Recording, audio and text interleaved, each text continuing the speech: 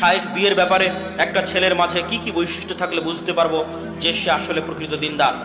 শুধু ছেলে নয়, ছেলে মেয়ে উভয়ের ক্ষেত্রে আপনাদেরকে একটা নাসিহা করে যাই যে আপনারা যদি মনে করেন দিনদার মেয়ে পাত্রী হিসেবে নিবেন, আপনারা যদি মনে করেন দিনদার ছেলে পাত্র হিসেবে নেবেন, তাহলে আপনাদের জন্য নাসিহা হচ্ছে মাদ্রাসার ছাত্রী হিসেবে, বোরখা হিসেবে, পর্দা হিসেবে কখনোই দিনদার বাছাই করবেন না। আবারও বলি, মেয়েদের দিনদারিতা দেখার জন্য কখনই মাদ্রাসার ছাত্র, কোরআনের হাফেজ, দাওরা পাশ এবং পর্দা দেখবেন না। কি দেখবেন?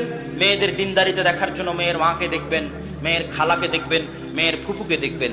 মেয়ের মা, খালা, ফুফু যদি নরম আচরণ, ভদ্র ব্যবহার, শালীনতার মধ্যে থাকে, সংসার টিকে আছে, তাদের নামে কোনো দুর্নাম নাই, তাহলে মেয়ে জেনারেল লাইনে হলেও দিনদারিতা। আর যদি মেয়ের মা, খালা, ফুফু তাদের মধ্যে অশালীন আচরণ লক্ষ্য করা যায়, বেহায়াপনা, বেলিল্লাপনা লক্ষ্য করা যায়, তাহলে মেয়ে মহিলা মাদ্রাসায় পড়লেও, কোরআনের হাফেজ হলেও